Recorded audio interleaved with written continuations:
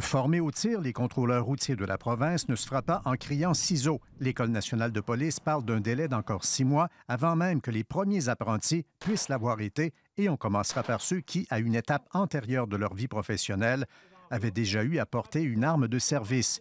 En fait, il est question de former au tir, mais ça ne s'arrête pas là. Plus largement, il s'agit surtout de former aux interventions à risque dans le cadre du travail de contrôle routier. Ce sera un programme de 3 semaines, 70 heures. C'est pas juste de lui ajouter une arme à feu, c'est de lui ajouter des techniques d'intervention, des techniques de prise de décision, des techniques de simulation qui vont, dans son contexte de travail, donc dans ce cas-là de Contrôle routier Québec, l'amener à prendre les bonnes décisions jusqu'à l'utilisation de l'arme à feu. Contrôleurs routiers et autres, la tâche de l'École de police est de plus en plus lourde. Ainsi, elle manque d'espace.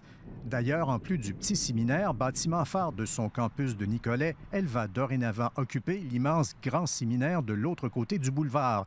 Les lieux seront mis à profit, notamment pour entraîner les aspirants et les policiers en perfectionnement aux opérations coup de poing, aux assauts dynamiques. Et ça va nous permettre, nous autres, d'avoir des espaces, des corridors, des escaliers, des lieux, des petits locaux, des grands locaux, des moyens locaux, qui vont nous permettre des déploiements tactiques. Le ministre Donald Martel se réjouit de la nouvelle vocation du grand séminaire qui s'ajoute à un ensemble d'investissements publics réalisés sur le boulevard Louis-Fréchette, dont celui à la cathédrale. Quand on a autorisé un financement dans l'immobilisation pour l'École de police, j'étais très, très heureux que le grand séminaire convienne aux besoins.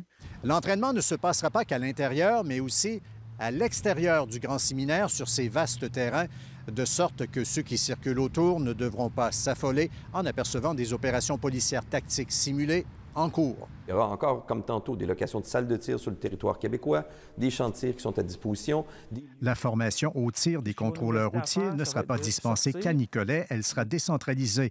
Pour recréer des interventions risquant de dégénérer, l'école louera des camions avec au volant des comédiens. Ici Louis Cloutier, Radio-Canada, Nicolet.